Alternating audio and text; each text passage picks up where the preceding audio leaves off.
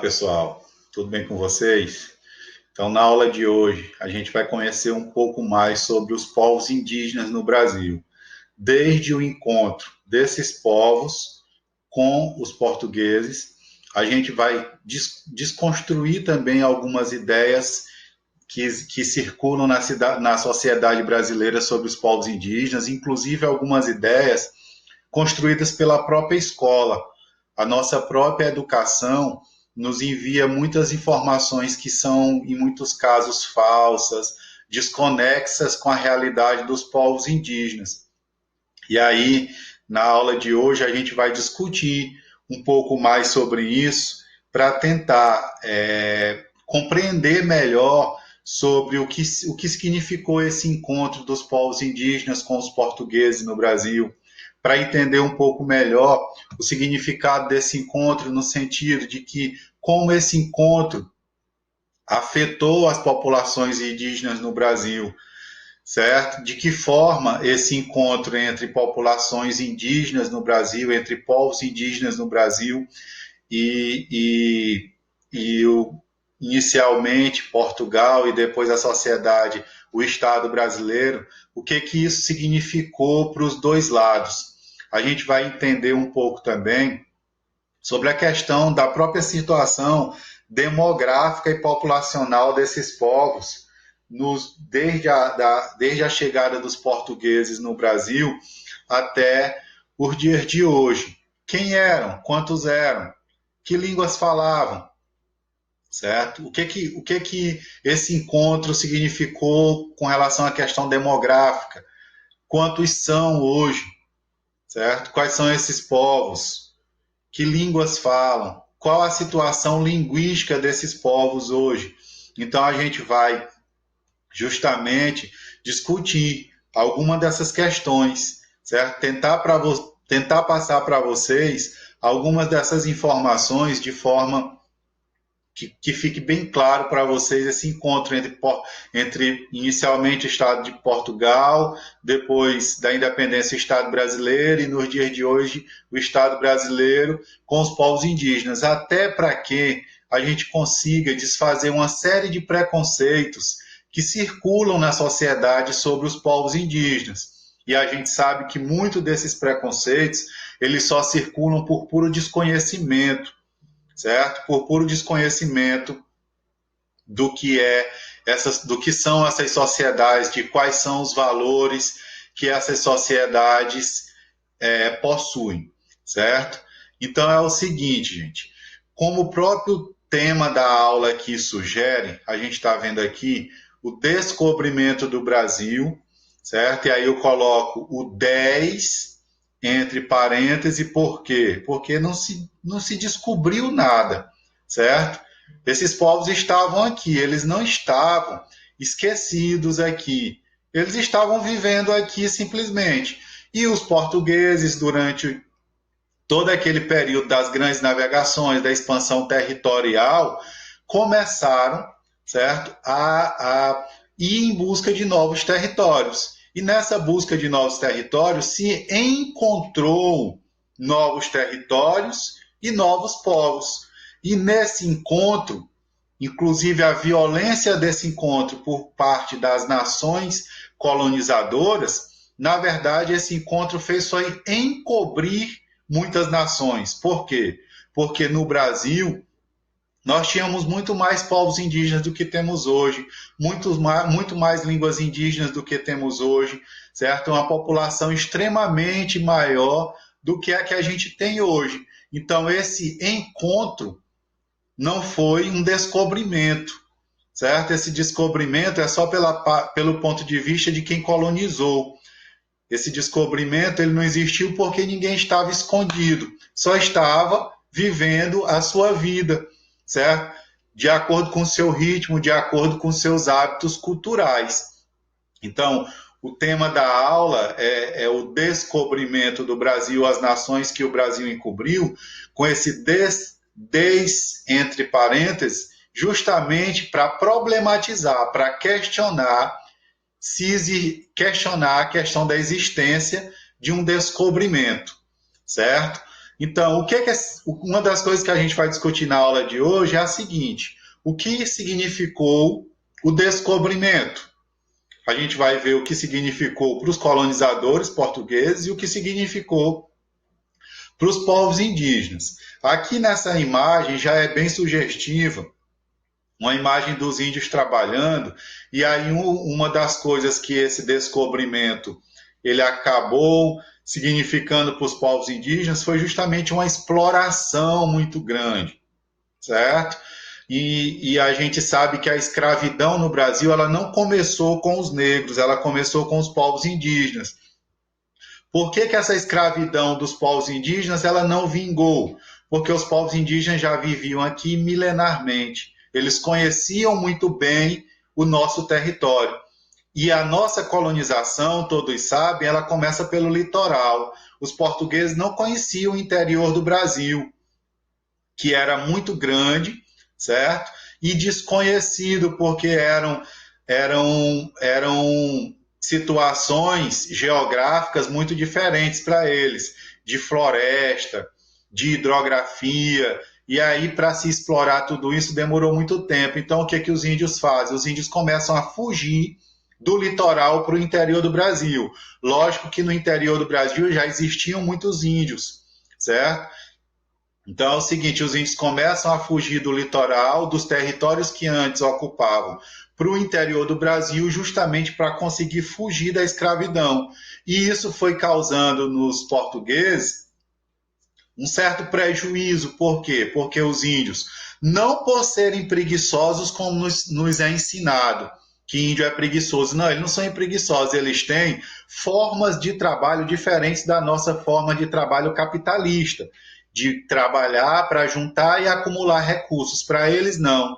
O trabalho significa uma forma de arrecadar, certo? Arrecadar meios para a sua subsistência. Então, eles não precisam guardar dinheiro para ter carro, para ter uma casa, uma mansão, para fazer uma viagem com os filhos, para mandar o filho para a Disney, para usar roupa de marca. A noção de trabalho deles é diferente da nossa. A noção de trabalho deles é um trabalho para subsistência, é um trabalho para elaboração dos seus rituais e das suas festas. Então, o que eles produzem, muitas vezes eles produzem para acumular por um determinado tempo, enquanto eles estão fazendo suas festas, enquanto eles estão fazendo seus rituais sagrados, e aí, a partir desse momento, depois que passa isso tudo, eles voltam a produzir novamente por um determinado período maior. Certo? Então a noção de trabalho é diferente. Então não temos como julgá-los preguiçosos se a lógica deles não é nossa. Lembre-se do conceito de relativismo cultural. Pelo relativismo cultural, você não julga o outro a partir da sua lógica. Você considera a lógica do outro. E a lógica desses povos é a lógica justamente de uma lógica de trabalho diferente da nossa. Inclusive, para eles, trabalho, lazer tem praticamente o mesmo significado, enquanto que para nós trabalho é uma coisa, lazer é outra. Nem todas as pessoas sentem prazer trabalhando, certo? Então, a questão da escravidão, ela inicia justamente com os povos indígenas, porque eles habitavam aqui o nosso território, mas por conta de ser um ritmo de trabalho em que eles não estavam habituados, eles acabaram fugindo para o interior do Brasil e nisso eles acabaram obrigando os europeus, certo? Os portugueses, a fazer a escravidão, a realizar um outro modelo de escravidão, que é aí quando o Brasil vai fazer a escravidão dos negros. Então, o que é que significou esse descobrimento, entre aspas e entre parênteses o 10, para os povos indígenas? Invasão de seus territórios. O que a gente verifica hoje é que o território brasileiro é um território que hoje só tem 11% de sua população, de seu território, de suas terras ocupadas por povos indígenas, quando no passado se tinha 100%. Então, a invasão de suas terras, muitos foram expulsos de suas terras, muitos foram assassinados, foram explorados dentro de suas terras. Exploração de suas riquezas, das mais variadas formas possíveis. Por quê? Porque tanto os recursos, como a vegetação, como os rios, certo? Como toda a biodiversidade existente nesses territórios indígenas foi explorado pelos portugueses. Lembre-se que no início da colonização, inclusive, o principal produto de exportação do Brasil aqui era o pau-brasil, que de tanto explorado chegou à quase extinção. Hoje se tem pouquíssimas mudas de pau-brasil no Brasil. Então, é uma das riquezas que foi explorada pelos portugueses. Uma outra questão é a questão da exploração da mão de obra indígena, que foi a que eu falei para vocês agora há pouco, certo? Os índios acabaram se tornando escravos, certo? Dos portugueses. Um outro efeito prejudicial ao extremo aos povos indígenas: contaminação por doenças desconhecidas. O ser humano, biologicamente, é um só em todo canto, certo? Temos os mesmos órgãos, mas o nosso sistema imunológico não é o mesmo em todos os locais. O sistema imunológico do ser humano vai variar de acordo com a alimentação, de acordo com o ambiente, de acordo com a série de situações, atividades físicas. Então, o que acabou acontecendo com os povos indígenas? Para algumas doenças, eles são extremamente sensíveis, como, por exemplo, a gripe.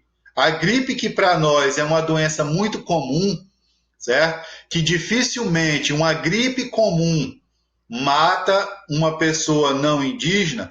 Entre eles, a gripe é muitas vezes muito letal. Uma gripe muitas vezes se torna logo uma tuberculose, então mata um índio muito mais fácil do que um não índio. Então, não só a gripe, como uma série de outras doenças. Aqui no Maranhão, por exemplo, em um determinado período da nossa história, os colonizadores, certa população local, pegou e colocou em roupas vírus da rubéola, certo? E botou os índios para vestir essas roupas para que eles morressem através da aquisição da doença que eles adquiriram através do vírus, certo? Então, as contaminações por doenças sempre foram muito comuns entre os povos indígenas, porque o sistema imunológico deles é diferente do nosso. Então, isso daqui dizimou centenas de milhares de índios, ou naturalmente por conta do encontro, certo? Eu acredito que até os próprios portugueses inicialmente não sabiam que isso poderia acontecer com os povos indígenas, ou de forma forçada, como nesse caso que eu estou citando no Maranhão, em que, certo? Em que vários índios tiveram que vestir essas roupas infectadas com o vírus da rubéola, propositalmente, certo? Para que eles adquirissem as doenças, essa doença, e acabassem morrendo. Uma outra coisa que prejudicou sobremaneira os povos indígenas foi a imposição de novas regras culturais. Os portugueses chegaram aqui e encontraram os índios. As vestimentas eram diferentes, muitos andavam pelados, certo? A cobertura do corpo era de forma muito particular, pessoal de cada, particular de cada povo. Falavam centenas de línguas diferentes da língua portuguesa, certo? Acreditavam em divindades, em entidades diferentes do cristianismo, e é que os portugueses chegaram pregando o cristianismo, certo? Então, se comportavam diante da natureza, diante do meio ambiente, diante dos animais, tinham uma cosmovisão, uma cosmologia, ou seja, uma visão de mundo totalmente diferente dos portugueses. E essa imposição de novas regras culturais, como a imposição da língua portuguesa e dos comportamentos, de novos comportamentos, prejudicou demais os povos indígenas. Por quê? Porque tiveram que forçadamente, certo? Muitos tiveram que morrer porque reagiam a isso, tiveram que se apropriar de uma outra forma de vida, muito diferente daquelas que eles foram socializados nelas. Então, os povos indígenas, eles foram prejudicados imensamente por essa imposição de valores. E eu digo foram porque nesse momento aqui a gente está falando do início da colonização. No entanto, ainda hoje o preconceito, a discriminação e a falta de conhecimento sobre a realidade desses povos, principalmente através das políticas públicas que hoje o Estado brasileiro executa para os povos indígenas, principalmente algumas políticas públicas de educação, a educação escolar indígena, tudo isso é muito preconceituoso ainda. E tudo isso é muito impositivo, impõe valores, impõe visões de mundo, impõe regras que não são, certo, as desses povos, as vivenciadas por esses povos. Lá no passado, eles sofriam com a questão da catequização, certo? A catequese e a cristianização desses povos impunha muitos novos valores, inclusive obrigava esses povos a largarem os seus modos de vida e se integrarem à cultura nacional, viverem como viviam os portugueses, como vivem os brasileiros hoje, certo? Então, essa colonização impositiva do passado, apesar de nós termos hoje a Constituição Federal de 88, que reconhece aos povos indígenas as suas organizações sociais, políticas, as suas línguas, as suas tradições, seus costumes, apesar disso, ainda se tem muita imposição dos nossos valores sobre eles. Ainda hoje se julga muito esses povos, se diz que eles não são civilizados, quando para a antropologia toda cultura é uma civilização, porque uma civilização é um modo de vida de um povo. Certo? Então, não precisa ser ocidental, não precisa ser europeu para ser civilizado. Todo povo é civilizado. Então, tudo isso prejudicou imensamente os povos indígenas. Então, o que é que a gente pode verificar também para esses povos? Que essa imposição fez com que muitos deles tiveram que abandonar os seus valores. Muitos deles tiveram que conviver com novos valores culturais e se misturar no meio da sociedade. Isso é uma violência muito grande. Quando a gente faz isso com um determinado povo, a gente está violentando esse povo, a gente está obrigando esse povo a viver de uma forma que não é a forma como eles construíram historicamente a sua vida. Então, para os colonizadores, a gente já viu para os povos indígenas o que a colonização representou. Agora, para os colonizadores, o que essa colonização representou? Possibilidade de exploração de novas riquezas, que é o que eu falei, aqui se explorou pau-brasil, se explorou os minérios, se explorou os rios, explorou a cana-de-açúcar. Então, tudo aquilo que era riqueza nossa acabou sendo explorada, nossa no sentido de que do nosso território, mas riqueza dos povos indígenas, acabou sendo explorado pelos portugueses. E um aumento do poder e da riqueza de Portugal. Então, com toda essa exploração, Portugal ficou muito rico.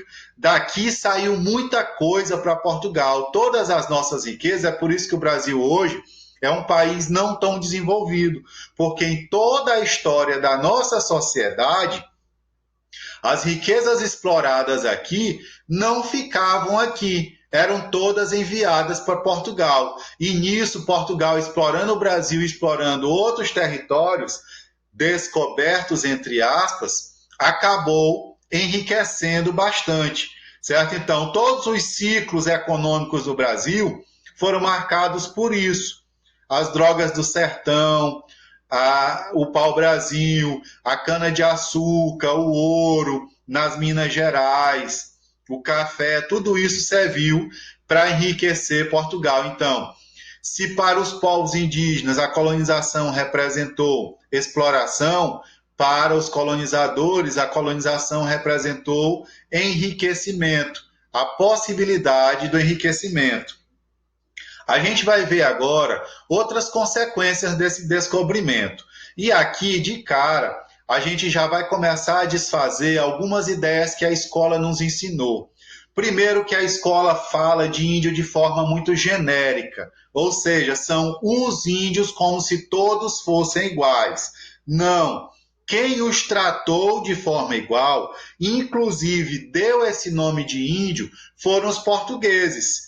Os povos indígenas, que é assim que nós devemos falar, nós não devemos chamar de tribos, certo? Nós devemos chamar de povos ou de nações indígenas.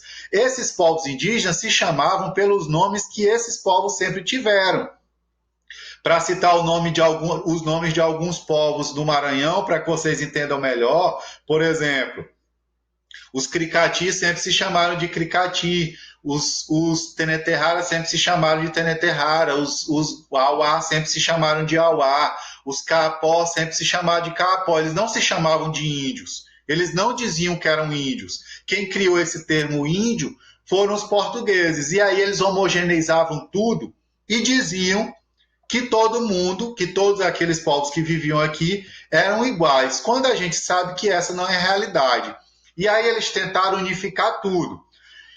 Além do termo índios, que não deve ser usado genericamente assim para se referir a todos, a gente pode até chamar os índios, os indígenas, quando a gente não estiver falando de diferenças, mas quando a gente falar de diferenças entre esses povos, a gente deve chamar de povos indígenas, certo? Eles viviam aqui de forma muito particular, cada povo tinha sua língua, cada povo tinha seu território, cada povo acreditava em coisas diferentes de outros povos, certo? Então, não existia essa unidade de valores e de comportamentos. Então, o que é que nos é ensinado na escola? Que os índios e não os povos indígenas falam o tupi, certo? Se alimentam de raízes, acreditam em Tupã, que seria o Deus de todos eles. Isso não existe. Cada povo acredita tem suas crenças religiosas, espirituais, não diria nem religiosas, mas espirituais próprias. Então, se unificou, moravam numa oca, e cada casa em um povo diferente vai ter um nome diferente. Nem tudo vai se chamar oca, certo? E cada modelo de casa também é diferente. No final dessa aula eu vou mostrar para vocês modelos diferentes de habitações dos povos indígenas. Então, os portugueses, quando chegaram aqui, não conseguiam ter essa leitura antropológica das diferenças culturais. E aí, o que os portugueses fizeram? Acabaram unificando tudo. Era um só povo, uma só língua, um só Deus, certo? Uma só forma de se alimentar, um só tipo de moradia, quando a gente sabe que eram milhares e milhares de características diferentes de um povo para outro. Então, hoje no Brasil, nós temos, em média, entre 330 e 500 mil. Não é preciso, o IBGE não consegue fazer de forma muito precisa o censo. Por quê? Porque entre eles tem várias situações de mudança de local, mudança de local de aldeia, que não permite que exista corretamente, certo, um valor sobre a população indígena no Brasil hoje. O que é estimado também, porque, claro, se não tinha contagem de pessoas naquele período, o que se estima é que no encontro, certo? No encontro com os portugueses, se tivesse, em 1500, por volta de 6 milhões de índios no Brasil, certo? Hoje, inclusive, tem algumas associações, organizações que chegam a contar até 800 mil índios no Brasil. O que é fato disso? Disso tudo, o que é que a gente pode resumir? A redução da população indígena. Se nós tínhamos 6 milhões e a população brasileira só cresceu, a população indígena só reduziu. Em 1500, eles eram 100% da nossa população. Hoje, eles chegam a ser somente 0,2% da nossa população. Então, é uma quantidade muito pequena de pessoas desses povos que ocupam o nosso território hoje, quando no passado esse território era integralmente todo deles. Então, 100% do território era deles, 100% da população era indígena. Hoje, qual a realidade? Vejam bem aqui no último ponto que a gente vai abordar desse slide. Hoje, apenas 11% do nosso território é de terras indígenas, certo? E somente 0,2% da população é indígena. Dos 210 milhões de habitantes do Brasil hoje, nem 1% chega a ser indígena. A população indígena é inferior a 1% da nossa população. Então, mais adiante, eu vou mostrar mapas para que vocês vejam essa distribuição das terras indígenas no Brasil. E nós vamos ver também a situação dos povos indígenas no Maranhão, certo? Então, aqui, sociedades indígenas brasileiras do século XVI dividiam-se em 4 grupos linguísticos culturais. O que é que isso quer dizer? As línguas indígenas e os povos indígenas estavam centrados nesses 4 troncos linguísticos. Isso daqui não deve ser muito complicado para vocês entenderem, porque é a mesma realidade da língua portuguesa. Lá na escola, a gente aprende, em língua portuguesa, que a língua portuguesa, certo? A língua que nós falamos, o português, ele faz parte do tronco, ele tem origem latim, ou seja, faz parte do tronco linguístico latim.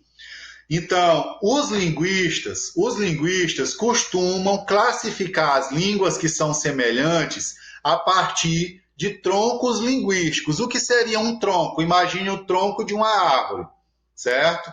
Ele sustenta toda a árvore, não é isso? Então, um tronco linguístico é um núcleo comum que abriga várias línguas. Vamos entender aqui a situação da língua portuguesa para depois a gente ver as outras línguas, certo? Então, a língua portuguesa faz parte do tronco latim. Nesse tronco latim, que línguas nós temos? Que línguas são semelhantes à nossa? Nós não compreendemos completamente sem ter estudado, mas compreendemos algumas coisas. A língua espanhola, a língua inglesa, língua inglesa não, gente. A língua espanhola, a língua italiana, a língua francesa, certo? Todas essas línguas são línguas do tronco latim. A língua inglesa faz parte do tronco anglo-saxão. O que é que acontece dentro de um tronco linguístico?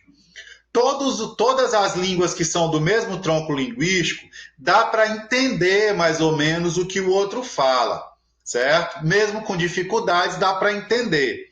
E dá para a gente aprender mais fácil do que uma língua que não tem nada a ver com o nosso tronco, certo? Com relação a uma outra língua que não faz parte do nosso tronco linguístico, é muito mais difícil compreender essa língua, porque as palavras são muito diferentes, a estrutura gramatical é muito diferente, certo? Vamos trazer aqui para os povos indígenas. É a mesma realidade das línguas indígenas. No Brasil, de todos os povos indígenas que existiam e existem no Brasil, as línguas estão dentro de 4 troncos linguísticos. Então, só para vocês verem como é complexa a situação linguística dos povos indígenas, que as pessoas tentam achar que só é uma língua, que são tantas línguas ao ponto de nós termos 4 troncos linguísticos no Brasil. Por que os portugueses acreditavam, certo? Por que os portugueses acreditavam que aqui só se falava a língua tupi? Porque eles chegaram pelo litoral. E no litoral, os povos tupi viviam no litoral. Então, foi a língua que eles tiveram contato primeiro. Certo? Mas, no Brasil, as línguas do tronco tupi só são um conjunto de línguas. Nós temos aqui mais 3 conjuntos de línguas. Inclusive, no Maranhão hoje, de todos os povos indígenas que habitam o Maranhão hoje, nós temos povos em 2 troncos. povos que falam línguas do tronco tupi e povos que falam línguas do tronco G, certo? A gente vai ver isso mais adiante. Então, quais são os 4 troncos linguísticos existentes no Brasil, certo? O tronco tupi, o tronco G, o tronco aruaque e o tronco cariba. Isso quer dizer o quê? Que das mais de 100 línguas indígenas faladas no Brasil hoje, quase 200, certo? Nós temos essas quase 200 línguas divididas entre esses 4 troncos. Quem fala tupi, línguas do tronco tupi, como aqui no Maranhão, Guajajara, Capó e Auá, consegue mais ou menos se entender, é semelhante, mas quem fala tupi não consegue compreender quem fala línguas do tronco G, que aqui no Maranhão são os Rancocamecrá, os Apanhecrá, os Crepuncateye, os Cricati e outros povos do tronco G, certo? Então é o seguinte, para vocês entenderem a questão da diversidade linguística, é isso. Não existe só uma língua no Brasil, língua indígena. Existem mais de 170 línguas indígenas no Brasil. Existem linguistas que dizem que se tem até mais de 200 línguas indígenas no Brasil. O fato também é que hoje nós temos mais povos do que línguas. Por quê?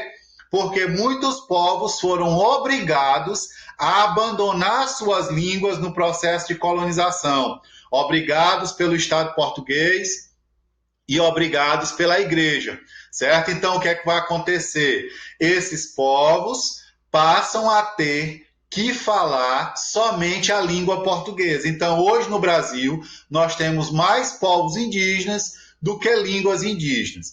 Então, na ocasião do descobrimento do Brasil, os tupis acabavam por ocupar o litoral, expulsando para o interior tribos que não fossem tupis, porque existiam também essas rivalidades entre esses povos.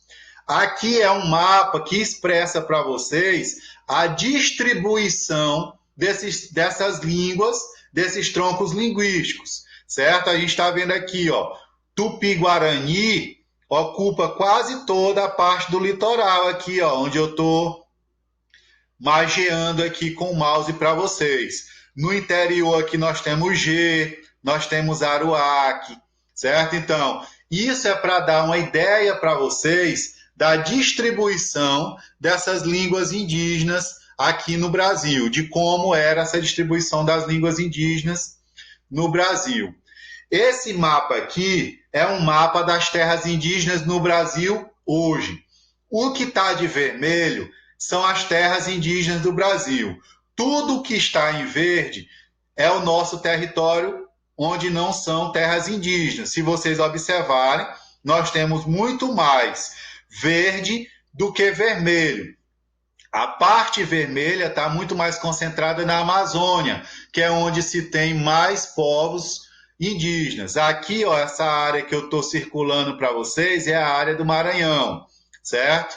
Nós temos, se eu não me engano, 16 terras indígenas no Maranhão. Se vocês observarem, o Nordeste quase todo tem pouquíssimas terras indígenas, certo? Ó, um grande vazio aqui na região também, Centro-Oeste, Sudeste, no Sul, bem pingadinho, certo? Então, a região Norte é que abriga a maior parte das terras indígenas no Brasil. Então, esse mapa é para mostrar para vocês como está distribuída, como estão distribuídas as terras indígenas no Brasil. A luta pela terra, mesmo sendo uma garantia da Constituição de 88, a luta pela terra talvez seja ainda a maior luta dos povos indígenas hoje, porque muitas dessas terras são invadidas por madeireiros, por garimpeiros, por fazendeiros, pelo agronegócio, e acabam, além de tomar as terras, acabam também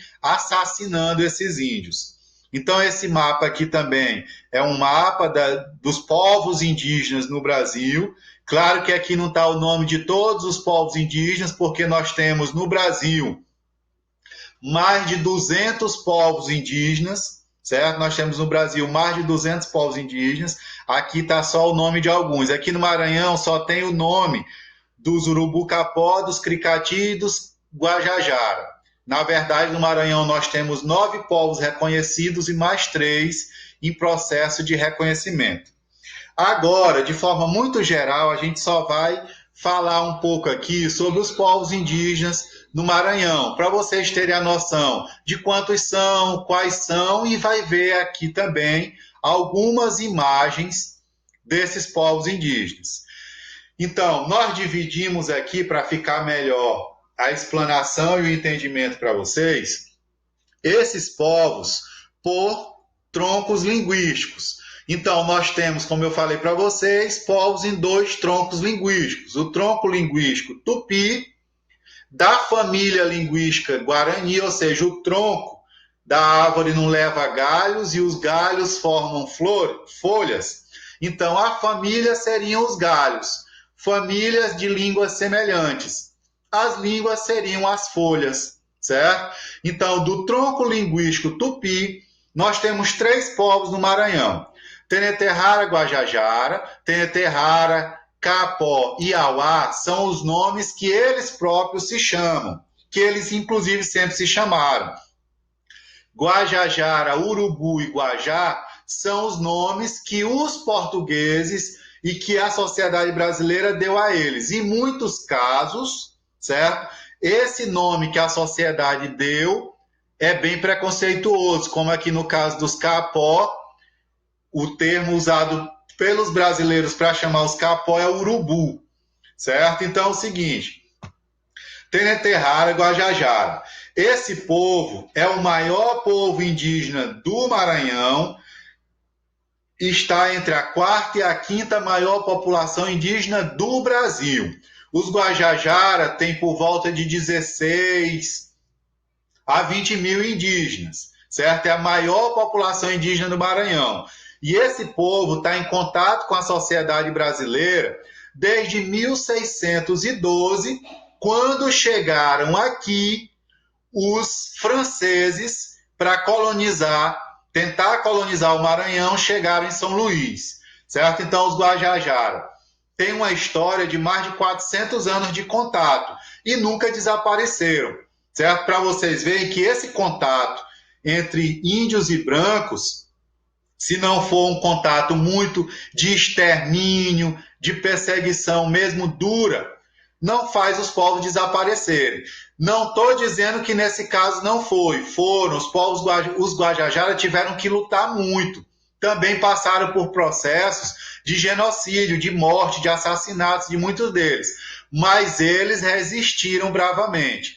Os Guajajara tanto falam a língua Guajajara, a língua Teneterrara, quanto falam a língua portuguesa, porque tem um histórico de contato muito grande.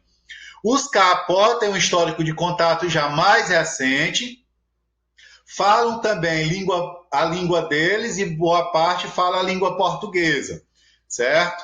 E os Auá, o contato deles já é bem recente mesmo, já é do século XX, praticamente segunda metade do século XX. Os Auá são um dos últimos povos nômades do mundo, certo?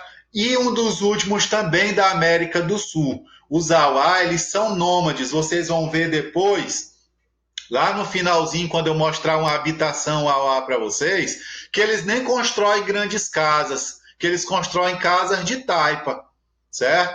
De taipa não, de palha. Por quê? Porque é uma casa que ele vai construir, vai passar um tempo naquele local e depois vai voltar a circular pelo território, pelos Raquá, que eles não perambulam, eles não circulam pelo território de forma aleatória. Eles circulam pelo território por rotas de locais sagrados. Então, eles circulam por esse território e onde eles chegam, eles fazem a habitação e depois de algum tempo partem para outro lugar. Por isso que eles não constroem uma casa que seja muito fixa, certo? Os Auá, eles não falam a língua portuguesa, os Auá falam a sua língua, por quê? Porque o contato deles é muito recente com a nossa sociedade. Os povos falantes do tronco tupi, certo? Da família linguística Timbira, do tronco tupi não, do tronco G da família linguística Timbira, são o povo Rancocamecrá, também chamados de canela, certo? Os Apanhecrá e os Rancocamecrá são chamados de canela, preconceituosamente pelos brasileiros não indígenas, porque são altos, têm as pernas grandes, finas. Então, os Rancocamecrá, os Apanhecrá são considerados genericamente como povos canela. Os Rancocamecrá foi onde eu fiz a minha pesquisa para fazer a dissertação de mestrado, certo? Todos esses povos aqui falam as suas línguas. O Crepuncateye é um povo em que uma única pessoa falava a língua só e ela já era idosa. Então, esse povo estava até correndo para conseguir fazer o registro dessa sua língua para que se fosse ensinada às gerações mais jovens para que não perdessem a sua língua, certo? Não tenho certeza aqui também se os Creyê falam a sua língua. Com relação aos Creyê, eu tenho poucas informações.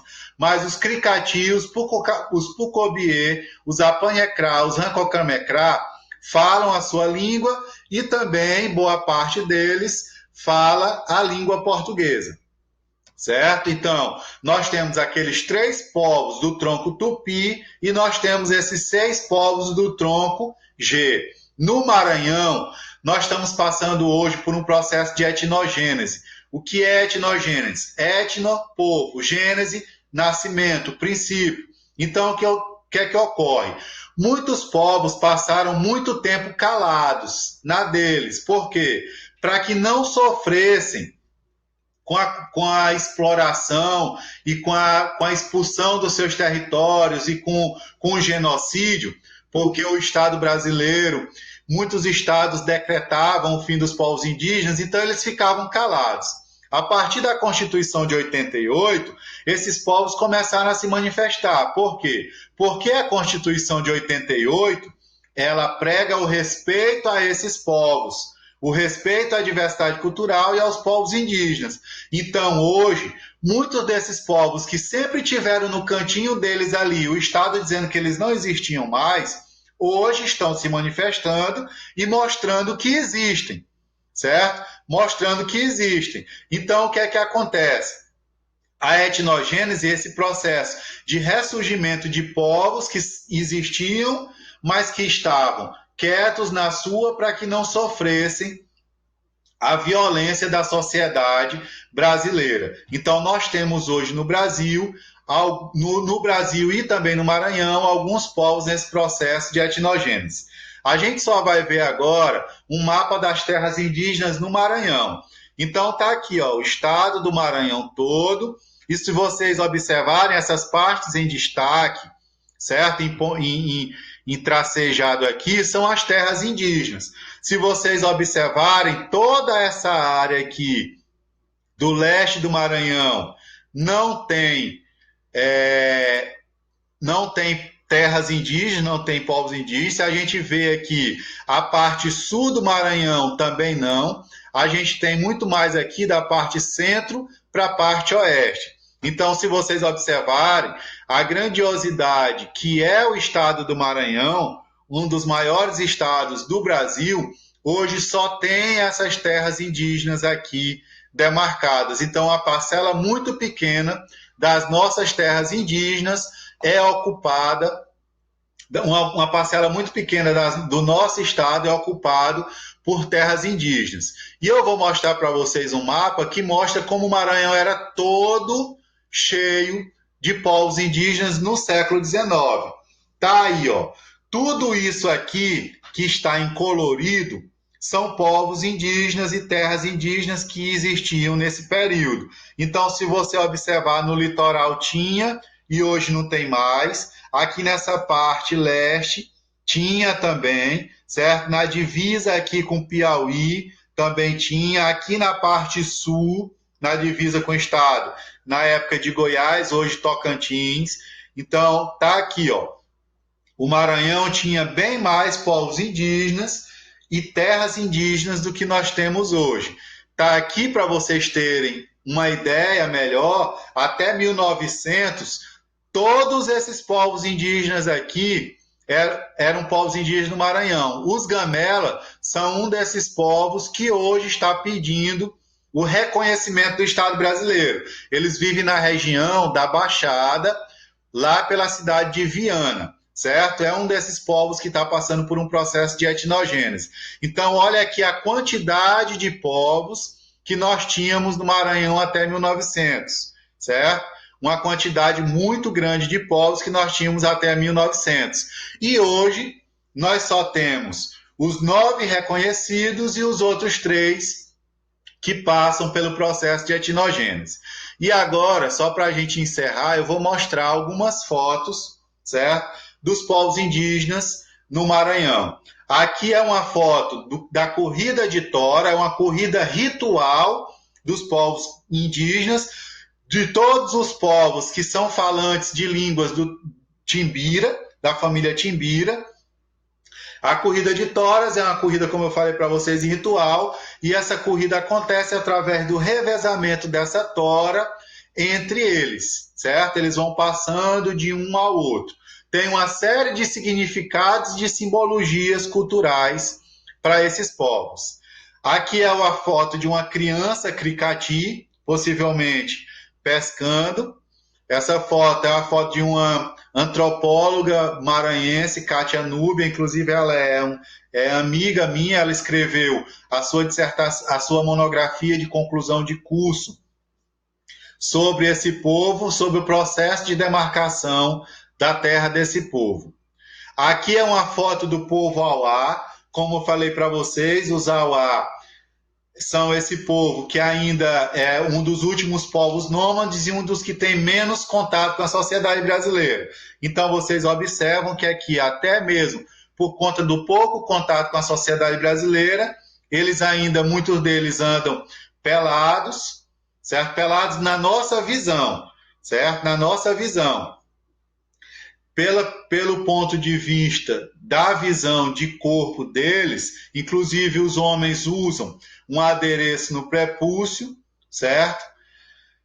Que isso seria uma forma de vestimenta para eles, significaria uma vestimenta para eles, certo? Então, os Auá, eles vivem em intensa relação com a natureza, eles vivem perto dos animais, inclusive eu cheguei a ver cenas de mulher Auá amamentando filhote de macaco em que sua mãe foi morta por caçadores, certo? Por madeireiros. Então, para eles não tem uma diferença, uma separação entre homem e natureza, certo? Para eles, homem e natureza é uma ligação só. A partir do momento que a gente agride a natureza, a gente está agredindo fisicamente também o homem. As terras dos Auá são muito invadidas por fazendeiros, madeireiros. Eu já tive lá e eu pude verificar em uma dessas terras, subindo num alto lá da terra, uma parte que é ocupada por invasores madeireiros, certo? Nessa parte, muita devastação mesmo da terra. Aqui é uma mulher Auá com seu filho, uma ligação muito íntima da criança com a mãe, muito próxima. Aqui é uma festa da menina moça, é a festa de um ritual de passagem na puberdade, é uma festa dos Guajajara, certo? Que marca essa passagem da puberdade, certo? É uma festa muito tradicional do povo Guajajara. Aqui é uma habitação Kaapó e uma índia Kaapó. Os Kaapó têm um artesanato riquíssimo, coloridíssimo, muito bonito, inclusive já retratado em obras de grandes intelectuais brasileiros da antropologia. Aqui, ó, é mais um Kaapó, certo? Um Kaapó com seus adornos tradicionais feitos por eles. É uma foto que está lá no Museu do Índio.